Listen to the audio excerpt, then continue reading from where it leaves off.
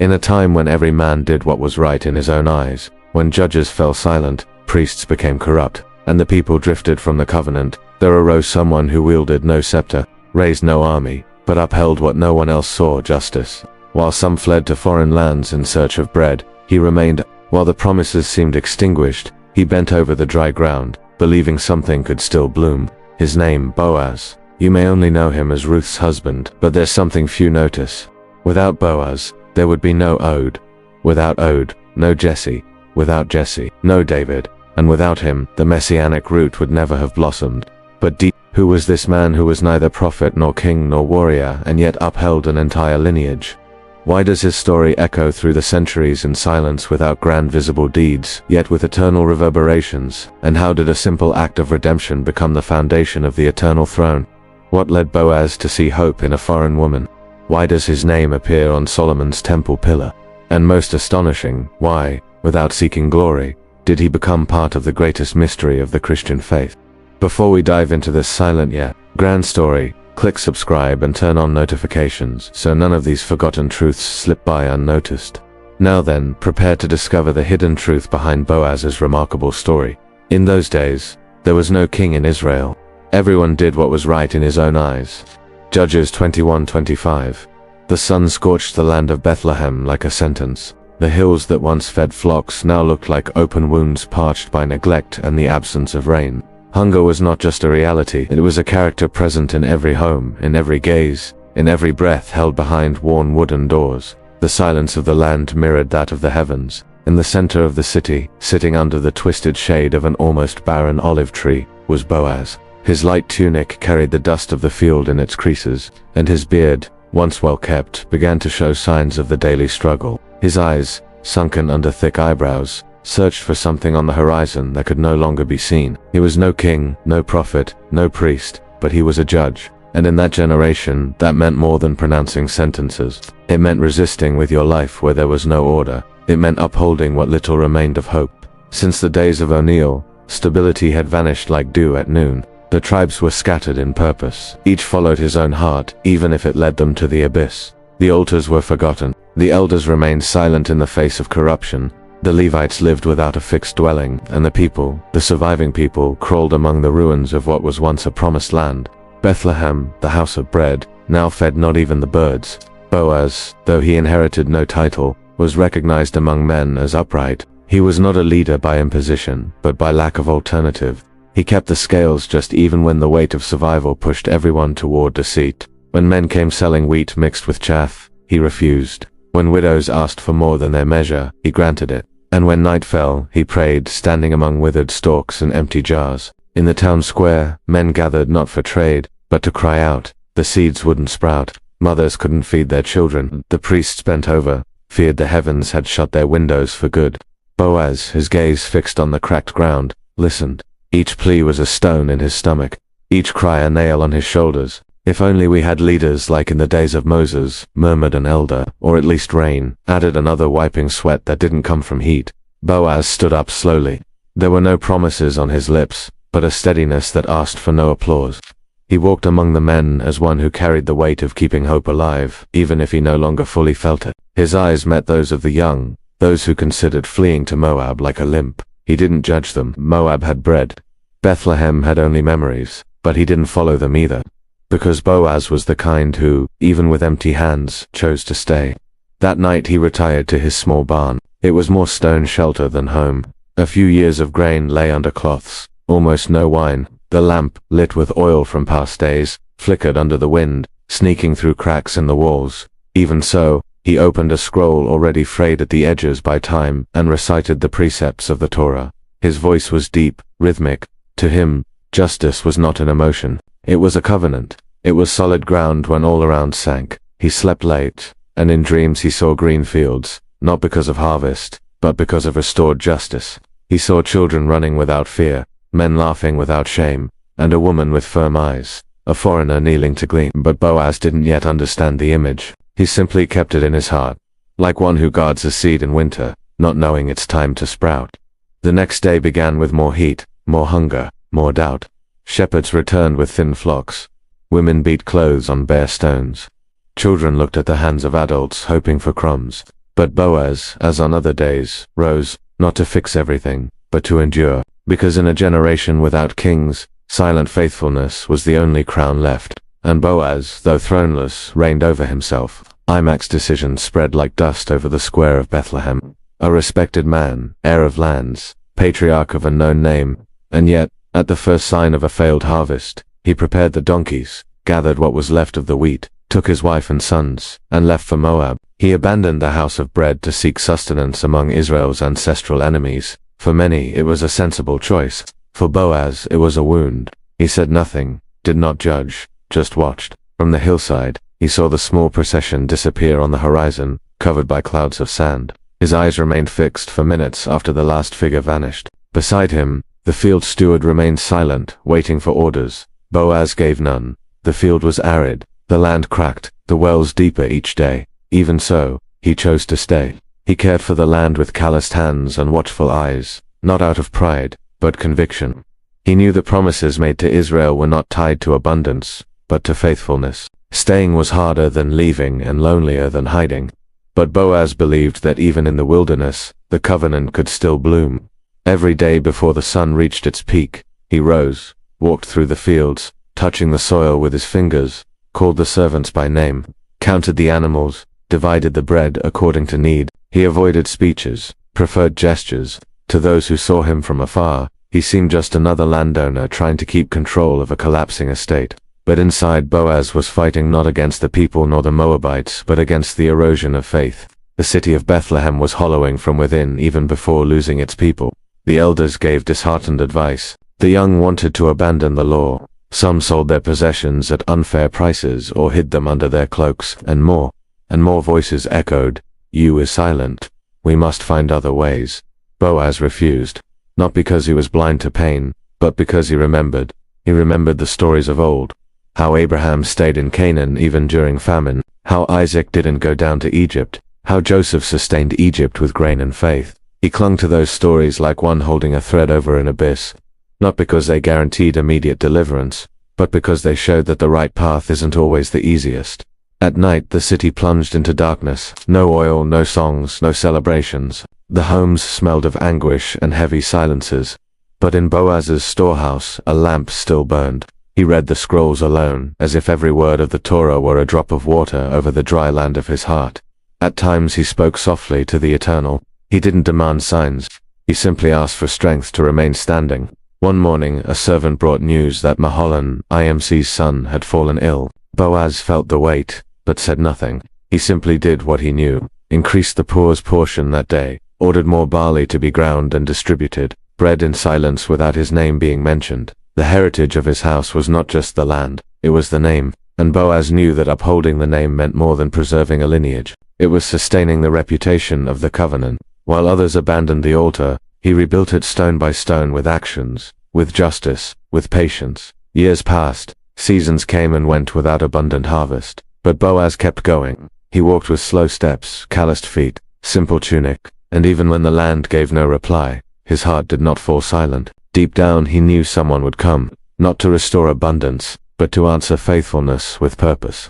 He just didn't imagine that answer would come from Moab, or that it would arrive on the bare feet of a foreign widow in silence, asking for crumbs. But that was still in the future.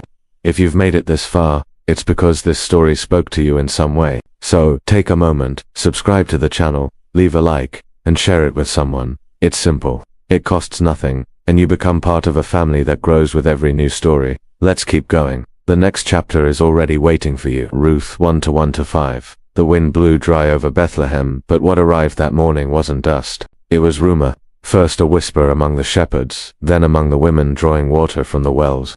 Finally, before the elders, without anyone needing to confirm it, IMC was dead. Boaz knew before anyone said it. The look in the messenger's eyes was enough.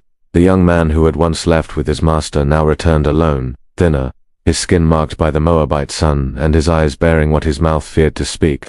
Boaz did not stand. He remained seated beneath the shade of the fig tree in the town square, as he always did. But something in his face shifted, not in anger, nor in lament, but in a deeper silence. He listened to the account without interruption. IMC dead, then Marlon, then Chilean. 3 graves dug in foreign land. A name erased, a legacy undone. The men around reacted with shock. Some cursed the decision to leave. Others mourned for Naomi, now a widow without sons. Boaz simply closed his eyes. Within him, a memory lit up, IMC's last steps, leaving Bethlehem, the hesitant look of the woman following him, the wavering sons, and now all of it was dust. But it was upon hearing one name that Boaz opened his eyes more firmly. Ruth, the messenger, barely knew how to describe her. She was young, Moabite, Maron's widow, and according to Naomi, had refused to return to her homeland.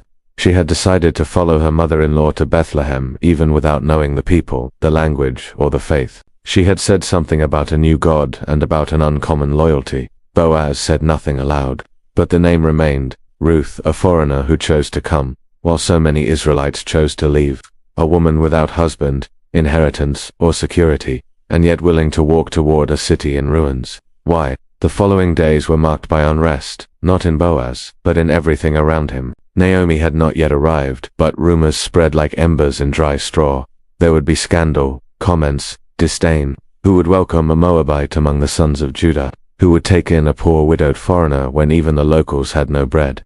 Boaz returned to his fields. The land still did not yield abundantly, but something had changed in his eyes. He walked with his gaze fixed on the road where Itch's caravan had departed years earlier, as if expecting at any moment to see two figures crossing the gates, one bent with time, the other unknown. One night in his simple home, he lit the lamp earlier than usual. He sat, as always, before the Torah scroll, but he didn't read. He just watched the fire dance. He thought of the judges of old, of days when foreigners were plague and threat, but he also remembered Tamar, Rahab, so many other women who, though outside the lineage, were grafted into the story through faithfulness, not blood. A voice seemed to echo in the back of his memory. Your people will be my people. Your God, my God. He didn't yet know those words would be spoken, but something within him already heard them, not as prophecy, but as echo. The next morning, word came that Naomi had been seen approaching the city. She was close. Boaz did not run to see her. He returned to the fields. He instructed the servants to prepare the edges so the poor could glean. The land was still dry, but something in him, imperceptible still, had begun to bloom. And though nothing in his face revealed it, the seed of an encounter had already been sown. Not by desire nor by destiny, but by something he would later understand as purpose. The gate of Bethlehem creaked as it was pushed open. Dust rose under the tired feet of two women. The men gathered in the square turned their faces, surprised. Some women exchanged confused glances. Others stepped back in silence, and Naomi stopped. Not because she didn't know where to go, but because time suddenly returned upon her with all its weight. It had been 14 years away. 14 years burying husband and sons, living among a strange people sustained by the labor of a daughter-in-law who owed her nothing. And now there she stood before the same stones, the same ground, the same wooden doors she once crossed with hope. Boaz heard the commotion and lifted his eyes from the field. He was far, but not too far. He recognized Naomi before anyone called her name. Her appearance had changed, thinner, more stooped, paler, but her eyes still carried the dignity that had marked her since youth. Yet it wasn't on her that his gaze lingered. The woman beside her was different, tall, wrapped in a simple cloak, dark hair partly covered, a serious face. She didn't look around. Her eyes were fixed on the ground, but there was firmness in her steps. It wasn't timidity, it was reverence, it was pain, and at the same time, courage. Boaz didn't know her name, but he knew who she was. Voices began to rise. Some whispered about the audacity of bringing a Moabite. Others recalled IMC's family tragedies and used their return as proof of judgment, but Ruth did not respond, nor did Naomi. They just walked. Later, Boaz crossed paths with them in the square. He didn't speak. He just watched. It was customary for respectable men not to address newly arrived widows without invitation. But something in Ruth's gaze held his attention. There was no striking beauty, no ornaments, but there was faith bare, visible, unguarded. Faith from someone who may not know every letter of the Torah, but lives its commandments in silence. Naomi was housed in one of the abandoned homes near the edge of town. Some distant relatives sent bread, others pretended not to see her, but Boaz quietly sent some barley. No note, no greeting, just bread. Warm, fresh, placed on a clean cloth, not out of charity, but out of honor. That night, lying in his bed, Boaz thought Ruth was Moabite. The blood of Balak flowed through her lineage. Her story was the opposite of everything Israel had learned to avoid. And yet, she had chosen misery beside an elderly woman instead of comfort in her own land. chosen the people of Israel even when ignored by them, chosen the God of Israel even without visible promises.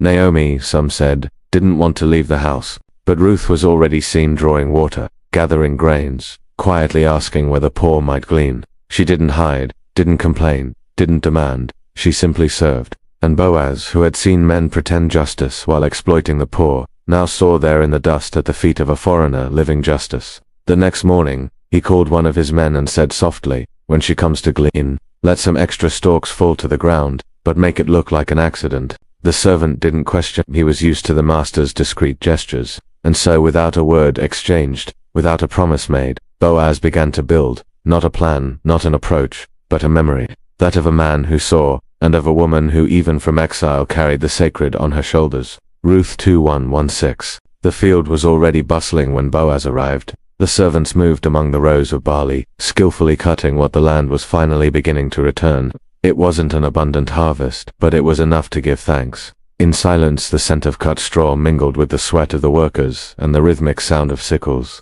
As usual, Boaz greeted the reapers. The Lord be with you, the Lord bless you. They replied in unison. He walked among them attentively, not like a master inspecting, but like someone who knows the land by name.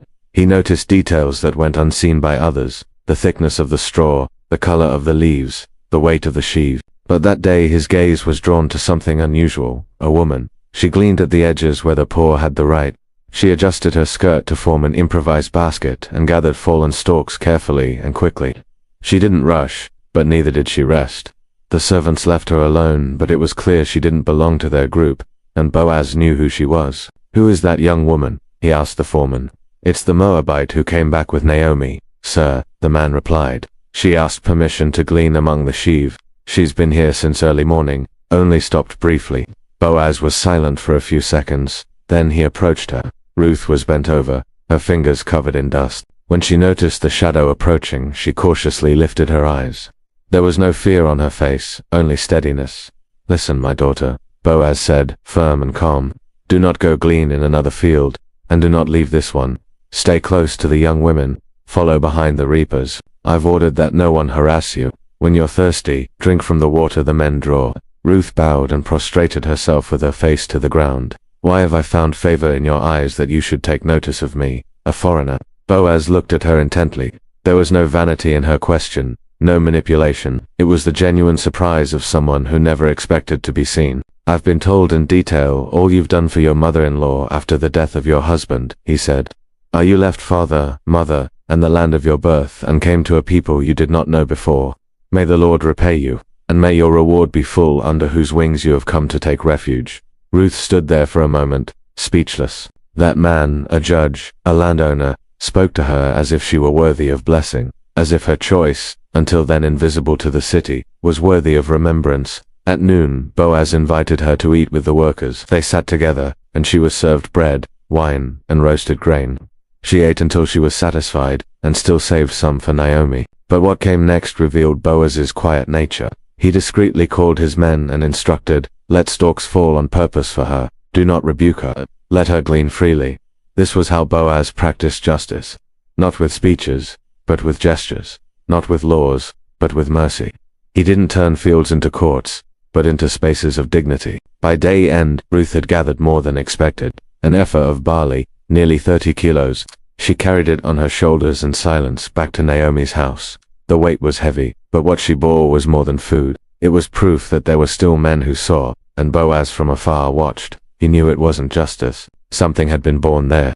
Not declared love nor intention, but a compassion that springs when two paths cross under the Eternal's gaze. It was the second day of harvest. The field still smelled of freshly cut straw, and the air held the heat of a season slow to end. Ruth arrived early as she had the day before, her bare feet leaving marks on the ground. She asked no permission, waited for no invitation. She simply returned, as one who understands that sustenance is often found in repeated effort. Boaz saw her before the reapers began. He stood, arms crossed over his wooden staff, observing the movement, but his eyes stayed fixed on her. There was something in the way Ruth gleaned that stirred him, a mix of old sorrow and new reverence. She was a woman without home, without name among the sons of Israel, yet with a dignity that couldn't be taught. He was not a man of easy words. His authority came from a silence others respected. But that day Boaz broke the distance. He called her not with orders, with gentleness. "Come closer," he said. "Eat some bread and dip your piece in the vinegar." Ruth hesitated. Sitting with the reapers was bold, but there was truth in his voice and safety. She sat in the shade, distant yet present. Boaz himself offered her roasted grain. She ate, not ravenously like someone starving, but with restrained gratitude.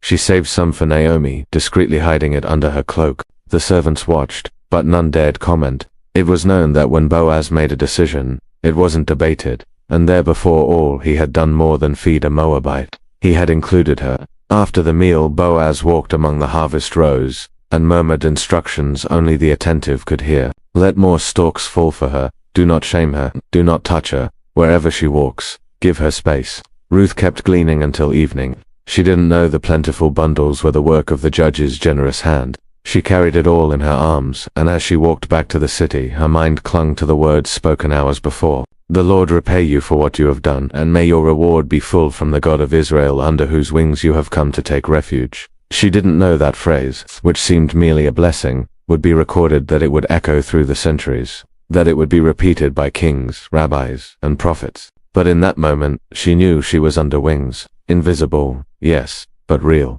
Boaz walked slowly home. He was not young. His body felt the days, the weight, the time, but his spirit carried something new, not desire. He hadn't allowed himself that yet, but a stirring that didn't come from the flesh. It was as if something was being woven without his permission, as if what had started, injustice, was being shaped by something older, deeper, holier. That night, he sat alone under the roof of ancient beams. The silence was complete, but inside there were too many words. He thought of Tamar, of Rahab, of all the women God had not rejected, even when Israel did. He thought of his own blood, his old age, his name without heirs, and without realizing, his lips whispered, "May she remain under those wings, even if not with me, but in heaven, where the dust of prayers rises." The seed had already been sown. Ruth 31-9. The barley had already been threshed, stacked under the night that blanketed the field like a thick cloak. The workers had eaten and lain down right there around the threshing floor, guarding the harvest from thieves and animals. The city slept, but in a humble house on the outskirts of Bethlehem, Naomi's eyes remained open. "My daughter, should I not seek rest for you?" she murmured, barely audible. Ruth, sitting in the shadow of the lamp, looked up. Since their arrival, Naomi had been watching Boaz's silent care, the stalks deliberately left behind, the food sent without fanfare, the gaze that never lingered, but also never strayed. "He is our relative," Naomi whispered, "one of our redeemers." Ruth said nothing. Her soul still trembled under the weight of traditions she did not fully understand. But Naomi knew, and she continued, "Wash yourself, anoint yourself, put on your best clothes, and go down to the threshing floor, but do not make yourself known to him until he has eaten and drunk. When he lies down, notice the place. Go uncover his feet and lie down. He will tell you what to do." Night was falling when Ruth descended the hill. The field slept. The sky, covered in clouds, let no light through. Every step she took was careful. Every breath held. And when she finally saw Boaz lying there covered up to his chest, her heart pounded as if it wanted to be heard. She approached with reverence, knelt, gently uncovered his feet, and there she lay at his feet, not as a servant, but as one seeking refuge. Hours later, Boaz awoke. The night wind cut through the silence. Something was different. He moved and noticed the shadow at his feet. Startled, he asked, "Who are you?" His voice was firm but low. The answer came as a broken yet steady whisper. "I am Ruth, your servant. Spread the corner of your garment over your servant, for you are a redeemer." There was a long silence, not from hesitation, but because for a moment time ceased to move. Boaz understood. This was not seduction, it was covenant. It was not provocation, it was a plea for redemption. She did not ask for love, she asked for justice with mercy. Boaz slowly sat up, looked at her in the faint light of the hidden moon. He saw not a young woman, but a wounded inheritance seeking shelter. And he replied, "May you be blessed by the Lord, my daughter. You have shown more loyalty in this last act than in the first, for you have not gone after young men, whether rich or poor. Now do not fear. I will do for you all that you ask, for everyone in town knows you are a woman of virtue." Ruth remained silent, her eyes were lowered, but her chest heaved. "It is true that I am your redeemer," Boaz continued, "but there is another closer than I. Tomorrow I will see what must be done. Stay here tonight. In the morning we will decide with justice." Then he extended his cloak. Ruth covered herself. and there she remained at his feet until dawn. Before the sun rose, Boaz got up and gently filled her veil with barley. A generous amount. It was not just food. It was a promise, a symbol that something had been sealed there, not with kisses, but with honor. She left before anyone could see her, and Boaz remained standing, looking at the still gray sky. He knew that the next day would bring difficult decisions, but at the threshold of night, among stalks, veils, and silence, the story had changed, and he who had only protected now had to choose whether he would be the one to cover or to let go. Laughter Ruth for. It was still dawn when Boaz rose. The sky barely outlined the olive trees and the morning cold still stung his hands, but his eyes had been awake since the night before. There was no more time to lose. Ruth's act, silent and full of faith, now required a public response. Justice, to be complete, had to walk to the city gate, and Boaz knew exactly what that meant. In Israel's tradition, legal decisions were established in plain sight. It was at the gate that contracts became covenants, where memory became record. And it was there, among stones, voices, and witnesses, that Boaz chose to resolve what Ruth had asked of him at the threshing floor redemption. He dressed simply but firmly. Linen tunic, cloak over his shoulders, staff in hand, not as one going to war but as one bearing the weight of justice. He arrived at the gate in silence, the sound of animals being prepared, the first servants sweeping dust from the squares, the elders arriving in line. He greeted them with a look, and that was enough. Soon 10 men sat around him, the number required to validate a judgment. He knew every line of the law and more. He knew his own heart. Soon the other Redeemer arrived, a man of means, respected, a closer relative of IMC. Boaz called him. Sit here, friend. We have a matter to discuss. The man sat down, curious. Boaz spoke clearly. Naomi, who has returned from the fields of Moab, is selling the portion of land that belonged to our brother IMC. I thought to inform you, for you have the right to redeem it. If you wish to redeem it, do so. If not, I will. The man hesitated for a moment and replied, I will redeem it. Boaz's heart did not falter. He expected that answer, but it wasn't over. On the day you acquire the field from Naomi, you will also acquire Ruth, the Moabite, the widow of the deceased, to raise up the name of the dead upon his inheritance. The man was silent. Their eyes met. The tension was thick like clouds before rain. Then came the response. I cannot redeem it for myself, lest I impair my own inheritance. Redeem it yourself in my place, for I cannot. Boaz nodded. It was what he needed to hear. The man took off his sandal, an old custom of confirmation, and gave it to Boaz. The elders witnessed it. The crowd drew near. The news spread. Boaz then stood before all and declared, You are witnesses today that I have acquired from Naomi all that belonged to IMC, Kilian, and Maholan, and I also take Ruth, the Moabite, the widow of Maholan, as my wife, to raise up the name of the deceased upon his inheritance. The voices of the elders responded with blessings. They compared Ruth to Rachel and Leah. They invoked the name of Perez, son of Tamar and Judah. And amid the rejoicing, Boaz stood firm. There was no visible joy on his face. What he felt was not triumph, but weight. Because redemption is not conquest, it is commitment. He was not gaining a woman. He was taking on a broken lineage, a forgotten name, a ruined inheritance. It was the echo of Tamar and Judah, the echo of justice in the dust. As he left the gate, Boaz looked at the city. Bethlehem was still the same, but something in his spirit knew that from that moment on, the world had changed, because that morning, between law and mercy, he chose both. Ruth 4:110.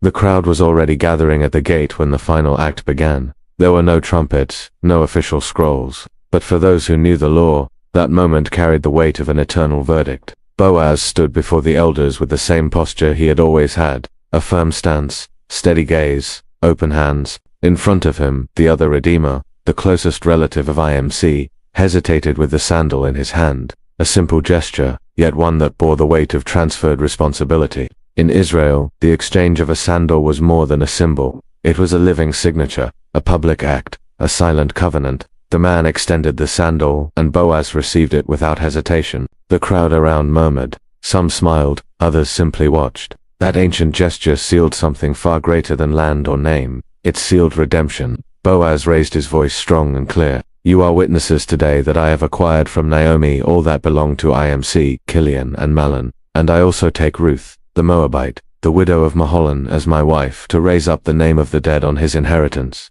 so that his name will not be cut off from among his brothers, or from the gate of his town. You are witnesses today. Silence. Then a chorus of voices. We are witnesses. The elders moved, declared blessings that seemed to echo from ancestral times. May the Lord make the woman who is coming into your house like Rachel and Leah, who together built up the house of Israel.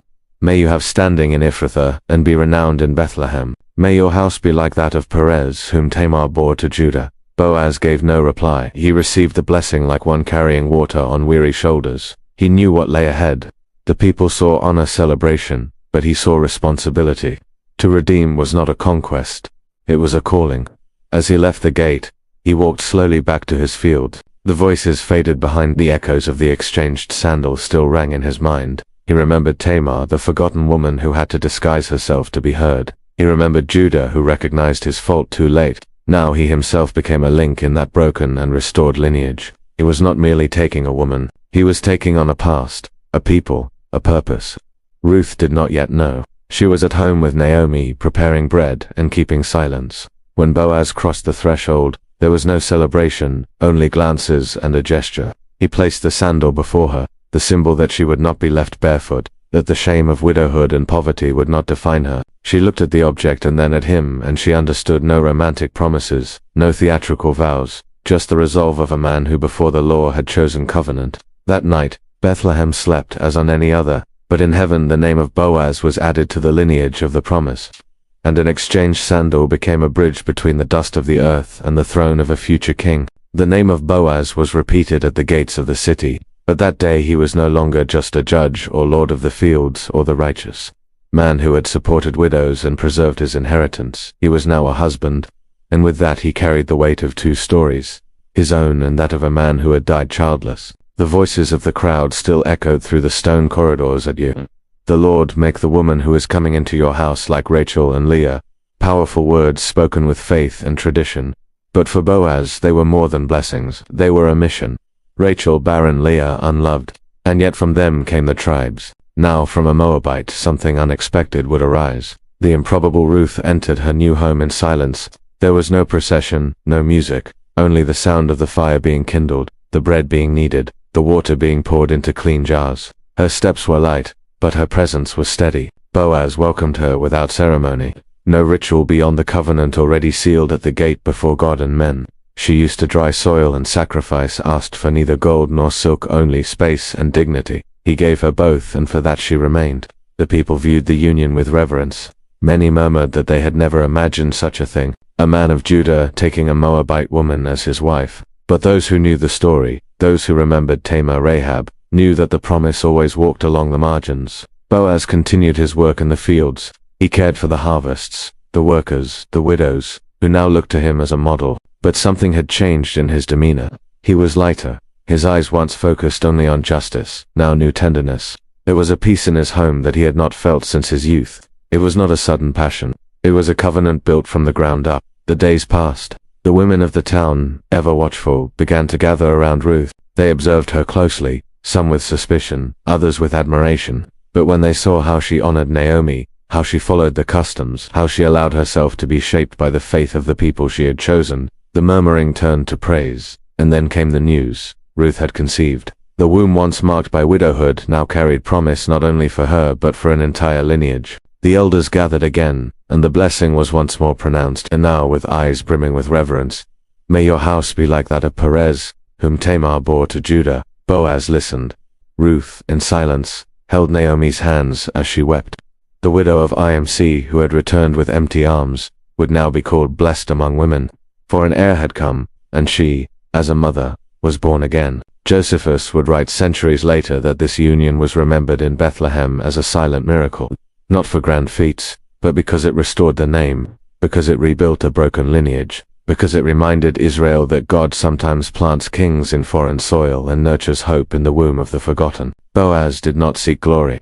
Ruth did not seek redemption, but together without fanfare, they established a name that would not disappear in genealogies, a name that, though covered in dust and pain, would endure. If this content is touching your heart, become part of what we're building here. Just subscribe, like, and share.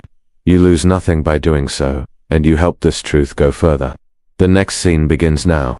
Ruth, 4 hours 13 minutes and 17 seconds. Time passed in silence, as days often do where there is peace. The fields bore fruit once more. The workers smiled more often, and Boaz, though no longer young, walked with lighter steps. The house that for years had known only routines and responsibilities, now filled with soft voices. Those of Ruth, Naomi, and finally that of a child yet to be born. Ruth's womb grew like fertile soil in due season. The women of the town murmured among themselves that her pregnancy was a sign, not of luck, but of blessing. They said God had not forgotten Bethlehem, and perhaps IMC's name had not been erased after all. But few understood the magnitude of what was being formed. Boaz was discreet in his joy. He did not speak of what he felt. He continued working, walking through the fields, praying at dusk. But those who knew him could tell something within him rested with gratitude. He had not only redeemed a name, he had sown life where there had only been mourning. And even without understanding what would come next, he knew he had fulfilled his duty. The day of the birth arrived under a clear sky. The midwives gathered in the house. Naomi remained by Ruth's side, holding her hand tightly. It was she who now trembled, not the Moabite. Ruth faced the pain of childbirth with the same resolve with which she had faced hunger, exile, and prejudice. And when the boy's cry filled the air, it was Naomi who cried first.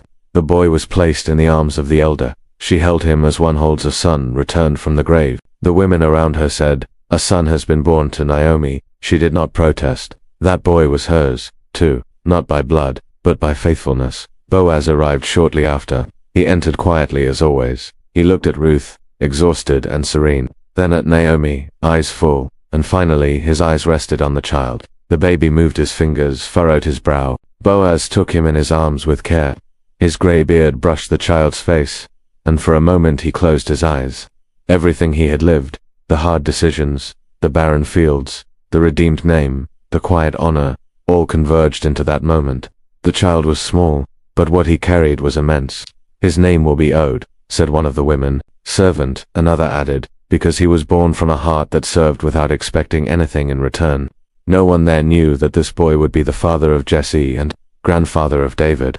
No one knew that from his blood would come an eternal throne. But Boaz felt something he could not explain, like an ancient breeze, like the scent of a field before the rain. In the following days, he returned to his routine, but his strength was no longer the same. His body grew heavier, his vision darkened at times, his steps faltered here and there. Ruth noticed, but said nothing. She knew he had reached the end of his mission. Boaz, in his last winter, still wandered through the fields.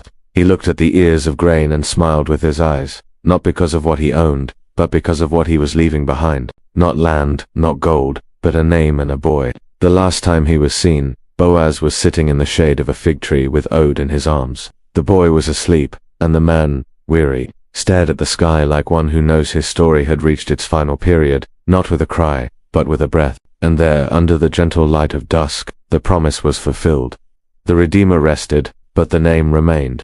In Boaz's house, the song of life still echoed. Ode slept in Ruth's arms, and Naomi walked through the rooms with light steps as one who was not just dwelling in a house again, but returning to her own heart. The women of the people still came to visit with gifts, praises, and smiles. The blessing of the elders had come to pass. At last, everything seemed to be at rest, but not Boaz. Since the day he held the boy in his arms, something within him had quieted, not from sadness, but from exhaustion. The body that had borne so much without complaint now gave way in silence. Mornings became slower, his appetite faded. Words became rare, but his eyes shone like never before. Ruth noticed first how he sat for longer, how he gazed at the fields without moving, how he passed his fingers through the folds of his cloak, repeating the gesture of someone who does not want to forget the texture of the world. But she said nothing. She knew some silences are sacred, and that eternity sometimes begins this way from within. Boaz fell ill quietly. No raging fever, no cries of pain, just a gradual fading. The city slowly noticed his absence from the fields, from the city gate among the workers, and then they understood the righteous was departing. Naomi sat at his bedside. She held his hand with the strength of one who had known death, but now faced it with honor. Ruth, with oat in her lap, just watched. The boy, still without words, touched his father's arm with curiosity and boundless love. Boaz smiled, his last smile before his voice left him. Tradition would record that he died that very night, not from illness, but from a mission completed. Some would say the Eternal called him at his peak, as he had called Enoch before corruption could touch him. Others that his soul, having recognized the promise embodied in the boy, saw no more reason to stay. But Ruth did not theorize. She simply wept. The city fell silent. The people descended from the hill in procession. The servants closed the gates. The elders tore their robes. In Bethlehem there was no loud lament. There was reverence. Boaz did not die as any man. He died as one who had lived faithfully to the end. And even without a crown, even without a throne, he left a name that would reign for generations. Ruth washed his body with her own hands as a wife, as a daughter, as one who honors the dust that nourished the promise. Then she gave the boy to Naomi and went out. She needed to breathe. She needed to be alone. From the top of a rock she looked at the field, the same field where she had gleaned fallen stalks, where she had heard words of grace, where she had been seen for the first time. The same place now seemed infinite, because the man who had welcomed her among the poor now rested among the righteous. That evening, no music was played, no lavish ceremony was held, only the earth opened, and the name of Boaz, no longer spoken with human voice, began to echo in the heavens. There, between the dust and the song of silence, the Redeemer was buried, and a story that once seemed simple became a seed of eternity. Boaz's body was prepared before the sun rose. Ruth remained by his side with no visible tears. Her grief was of another kind, deep, dense, silent. Naomi, already familiar with death, withdrew into a quiet mourning. But there was something in that loss that transcended ordinary absences. It was not just the end of a man, it was the end of a foundation. The elders gathered early. There was no formal summons. They simply came one by one in somber garments with downcast faces and eyes that recognized what they were about to bury, the voice of justice of their generation. The city of Bethlehem awoke in silence. Even the children noticed. The fields were without paths. The women put away their jars, and the reapers for one day did not cut a thing. Boaz was buried in the land he had so faithfully cultivated. There was no ornate tomb, just simple stones reverently stacked, and around them the people standing, some in silence, others murmuring blessings. An old servant knelt at the ground and kissed the earth. A widow brought flowers. A young man who had once gleaned from the edges at Boaz's order brought a bundle of barley, his best offering. The service was brief. No exalted words, only truth. One elder spoke. Boaz did not seek glory, but he gave us peace. He did not cry out for justice, but he lived it. Today we return to the earth one who no longer belongs to us because heaven has claimed him. Ruth remained in the shade of a nearby fig tree holding Ode in her arms. The boy did not yet understand the weight of the day, but his eyes, browned like his father's, seemed to absorb everything.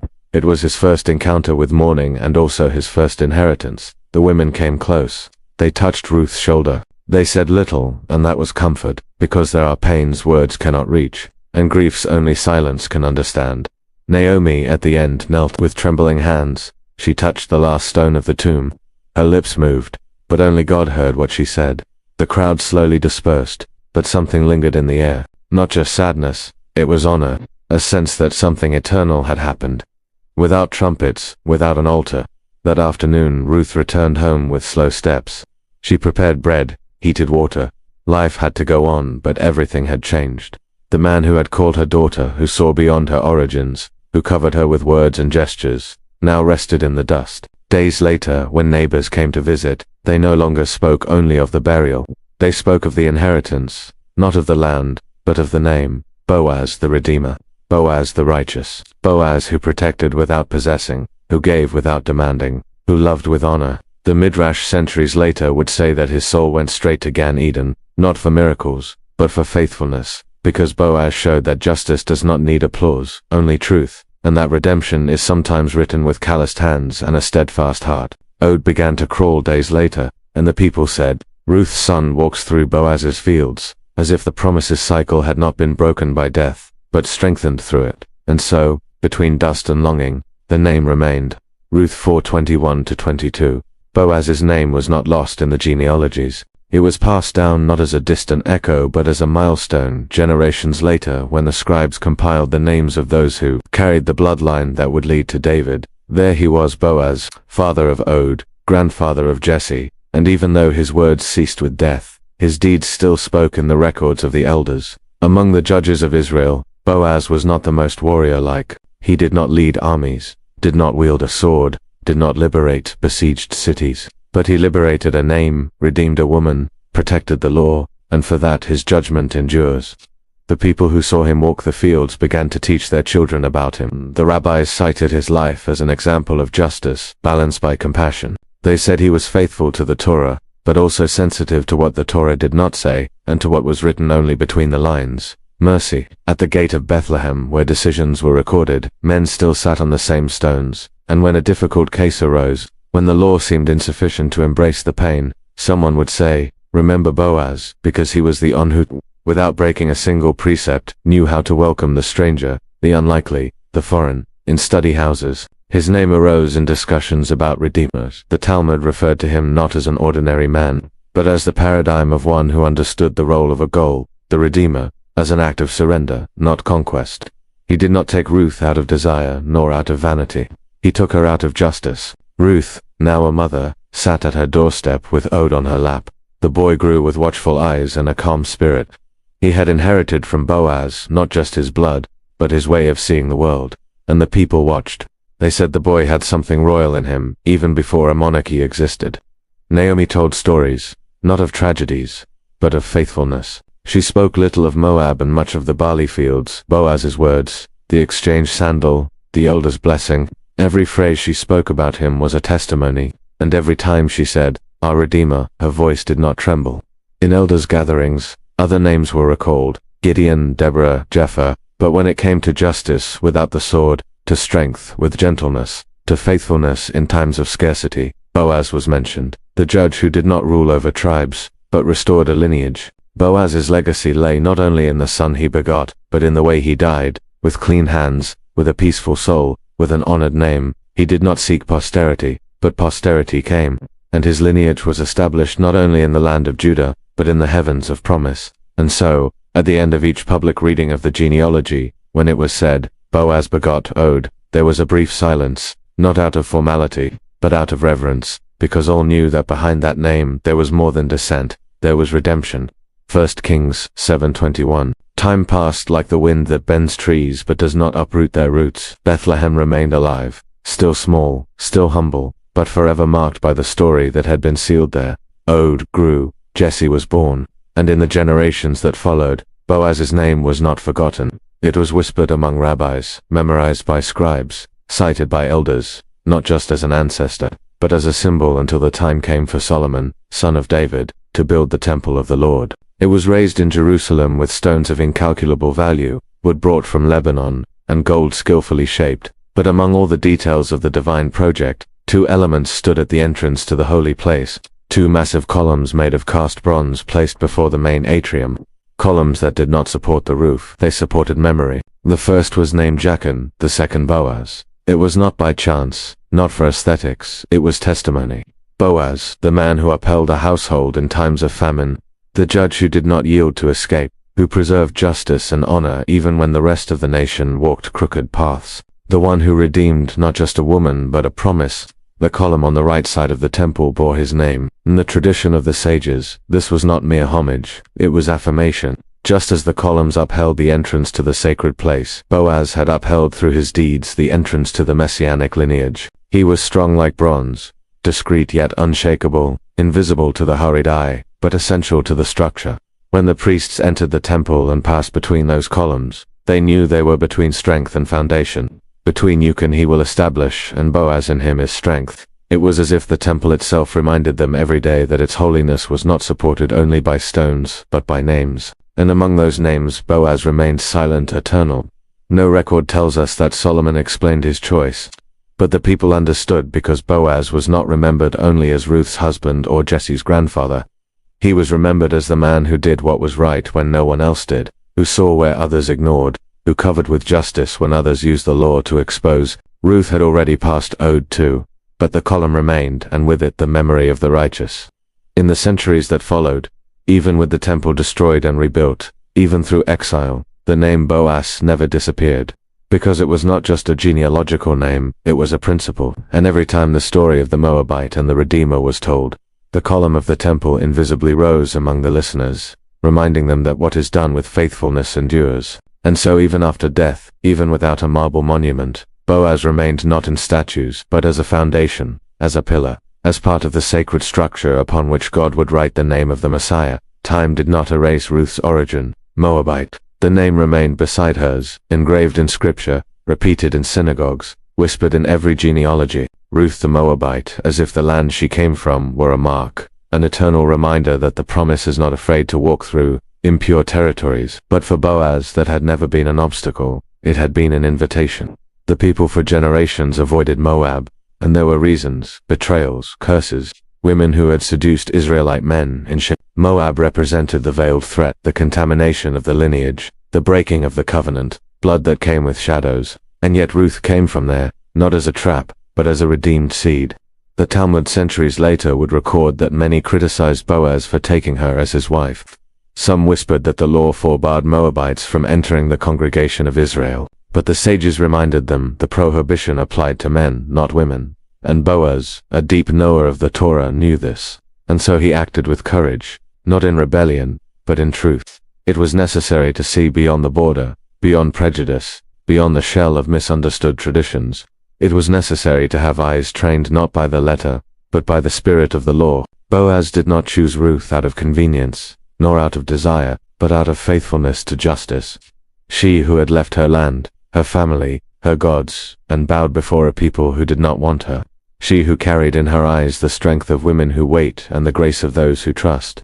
In Bethlehem, the comment ceased with the birth of Od, but the memory of her origin was never hidden, and that was a blessing. The royal lineage would be marked by foreigners: Tamar, a Canaanite; Rahab from Jericho; Ruth from Moab, as if God in his sovereignty insisted on teaching that there is no pure lineage without redemption, that the promise is fulfilled through paths religion alone does not foresee, that holiness does not choose only the ones born within, but also those who enter by faith. Naomi knew Ruth even more, and Boaz was the bridge between exclusion and acceptance. Decades later, scribes would try to soften the genealogy. Some would say Ruth was not truly a Moabite, but from a nearby region. Others that the union was symbolic, legal, purely formal. But the sages, those who read with eyes washed by the Spirit, said the opposite. Great is the merit of Boaz, who was not ruled by human judgment, but acted according to truth. Psalter 47a. And so Moab, that land which once symbolized shame, was grafted into the story of glory, not by conquest, but by welcome. In Ruth's house, now older visitors came from afar. Some wanted to hear about the wedding, others about the harvest. But the wisest wanted to understand just one thing. How is it possible that a foreign woman entered the king's lineage? And Ruth, with her calm voice and deep eyes, replied, "Because the Lord, the God of Israel, under whose wings I came to take refuge, did not see me as a Moabite, but as a daughter. And if he called me that, who am I to forget where I came from?" Matthew 1-5. The lineage of the Messiah does not begin in glory, it begins in silence. It begins in scandals. It begins in stories many would rather forget. Judah, the patriarch, fathered Perez, but did so with Tamar, his daughter-in-law, disguised as a prostitute. Rahab from Jericho was a real prostitute who hid spies and saved her family through faith. Ruth was a Moabite, a foreigner, a widow, an unlikely one. And Boaz was the thread that wove all these voices into a lineage that to human eyes was stained, but to God's eyes was redemptive.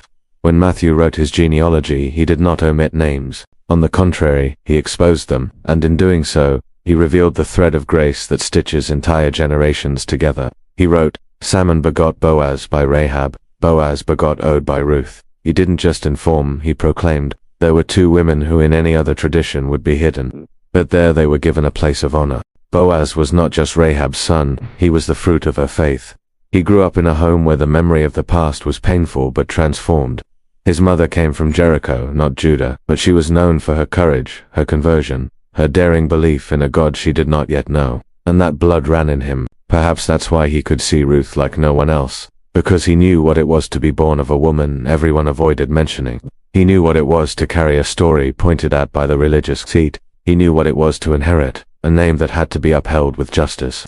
Boaz's lineage was not linear. It was broken, rebuilt, marked by scandal and wounds. But it was exactly there that God chose to plant the promise. Because true hope is not born in perfect stories.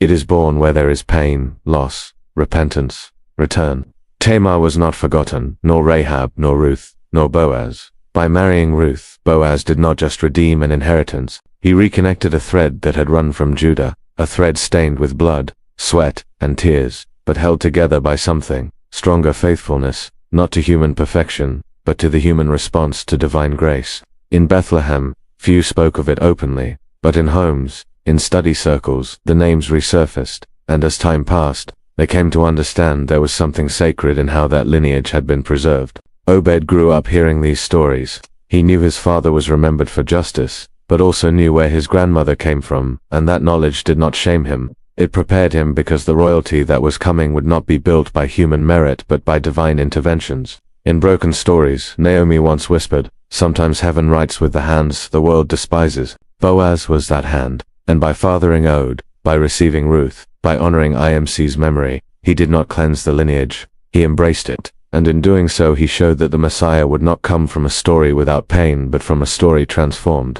Centuries later, when the name of Jesus would be proclaimed, many would be scandalized by the names on the list. But those who knew Boaz, those who knew Ruth, Rahab, Tamar, they would understand. There is no pain the promise cannot redeem, because there are lineages of power and there are lineages of pain, and it is in the latter that hope is born. Boaz did not cry out in the squares. He did not prophesy on the mountains. He did not lead wars. His name was not engraved in heroic songs or exalted in battle hymns. But among generations, his silence built something more lasting than sound.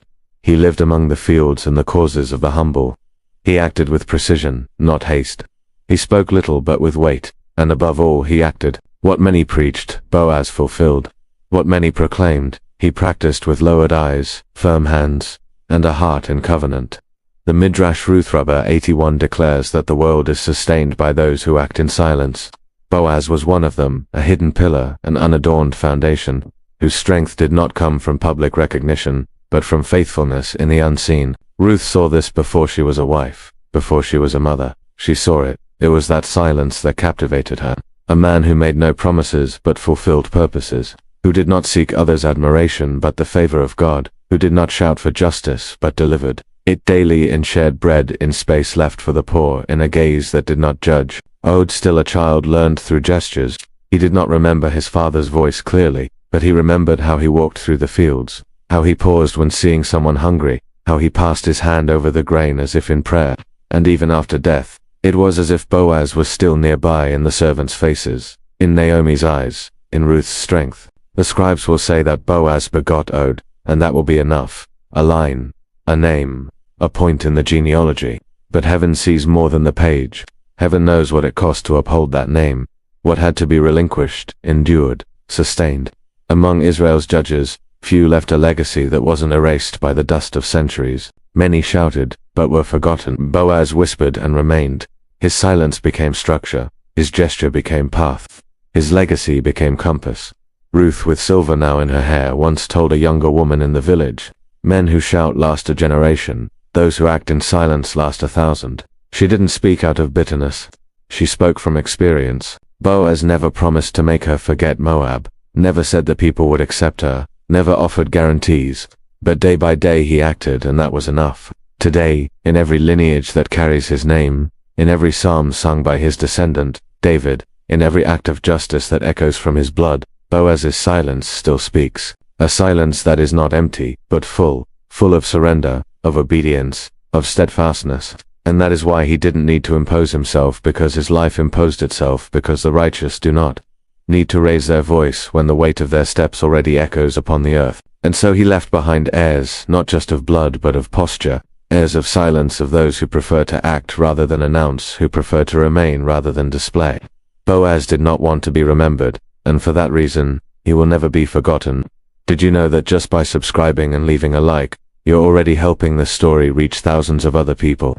That's right, and the best part, it's quick, free, and you become part of this mission. Let's go together to the end. Stay with us. Ruth 2:23. The season returned as if it had never left. The scent of ripe barley filled the fields of Bethlehem, and the wind blew between the sheaves with the same rhythm as years before. But now something was different. Not in the grain, not in the land, but in the names. The fields that once belonged to Boaz were now under the name of Ode. The boy had grown. He was no longer just Ruth's son, Naomi's grandson, the Redeemer's heir. He was now the man who guided the servants, counted the sheaf, marked the boundaries. But something in his stride, a calm step, a watchful gaze, revealed who he had come from. He had not only inherited land, he had inherited gestures. Ruth, seated in the shade of a fig tree, watched. She no longer gleaned, no longer had to fight for scraps, but her eyes still scanned the edges of the field, and from time to time she whispered, "Remember those who still come to glean." Ode did not forget. Like his father, he left room. Like his father, he expected no gratitude. He simply acted because the field, though his by right, belonged first and foremost to purpose. That year the ears of grain came in abundance. The baskets filled quickly, the storehouses overflowed, but it was as if with each handful the people also harvested memory. Boaz's voice, so rare in life now, echoed in the way Ode distributed the bread, in the way the elders greeted him, in the respectful silence that surrounded him as he passed among the workers. The women of the village, seeing the Moabite's son now grown, smiled among themselves. They no longer spoke of scandal, of origin, or of borders. Now they said, "Who would have thought that from sorrow came wheat?" Naomi, older now, walked slowly, but she still went to the field. She touched the soil with her fingers.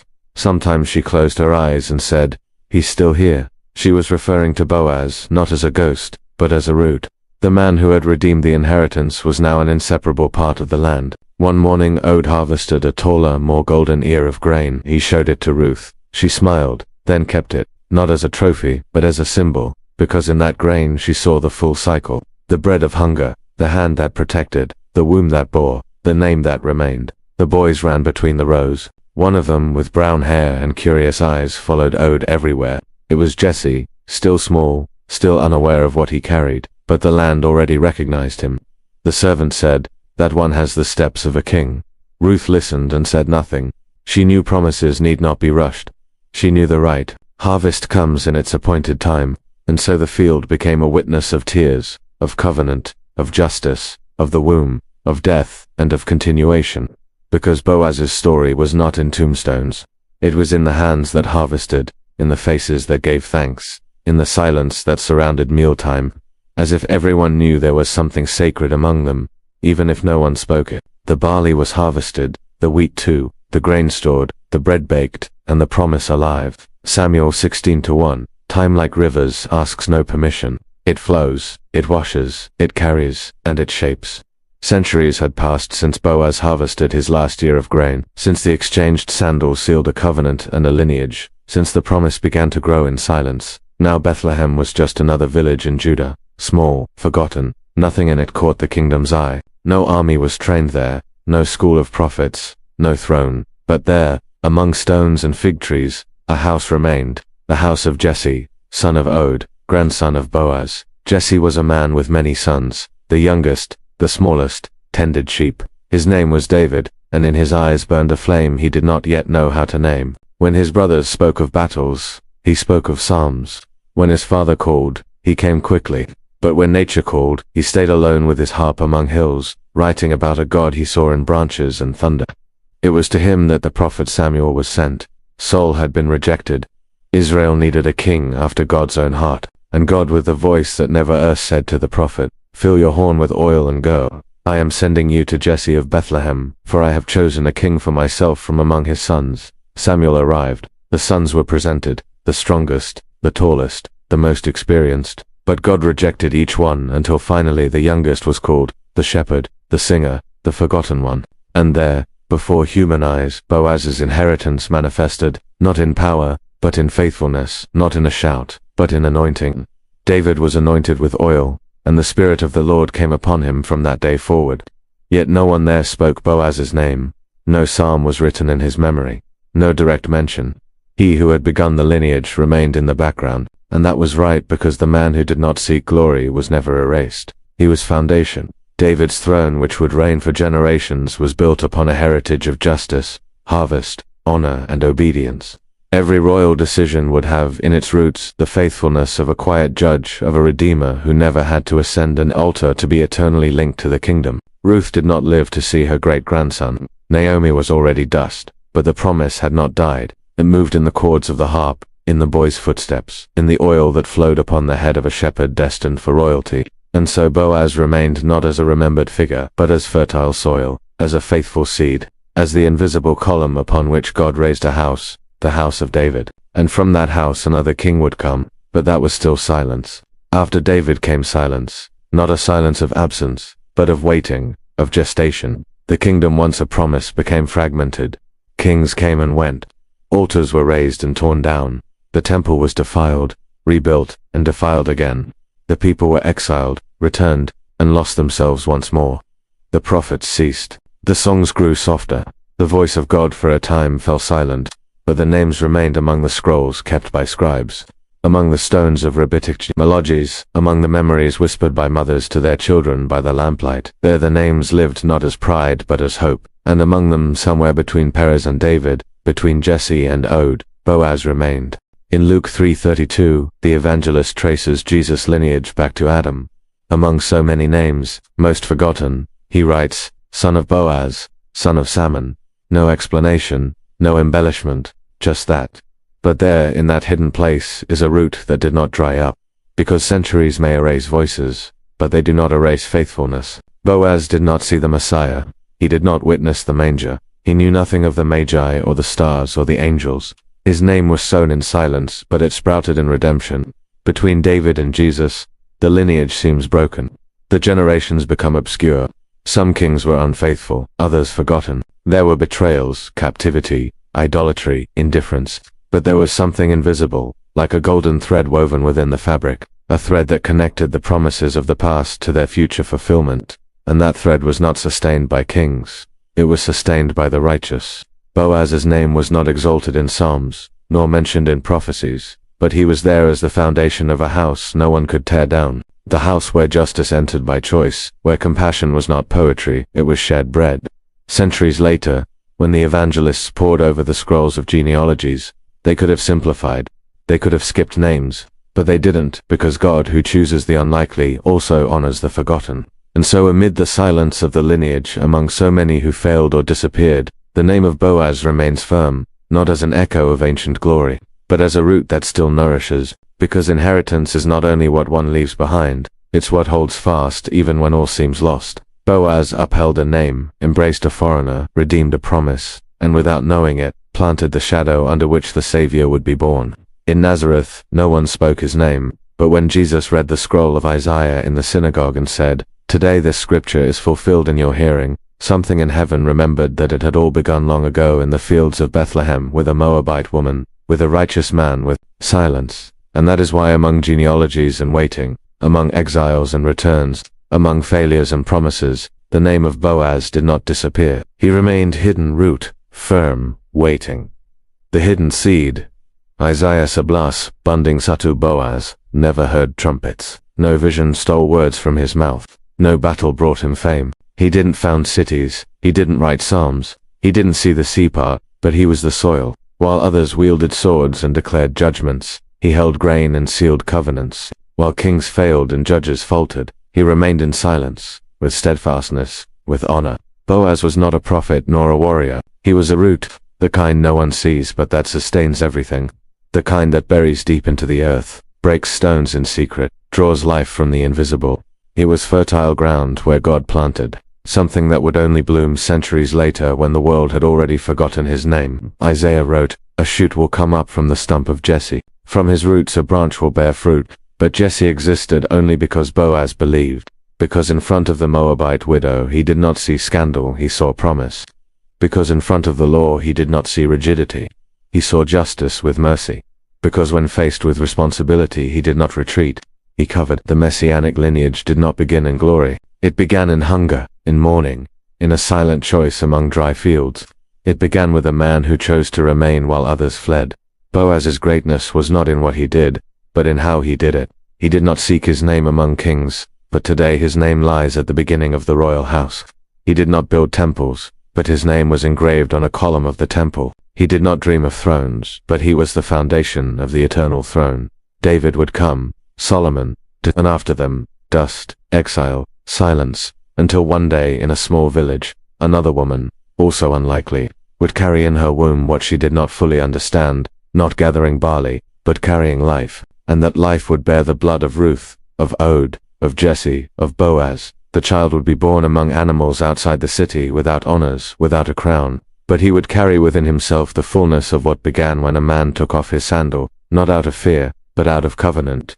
The Messiah did not sprout from palaces, He sprouted from faithfulness, buried in time, from choices made in the dark, from acts no one celebrated but which heaven recorded. Boaz never knew what would come, never saw the full fruit of his seed, but he trusted, loved with justice, waited with humility, lived with firmness, died with peace, and in this way, by being invisible, he became eternal, because there are men who shine and there are men who sustain the light of others. Boaz sustained, and for that reason from the dry root life was born. The next stories are already appearing on your screen. Don't let them pass by.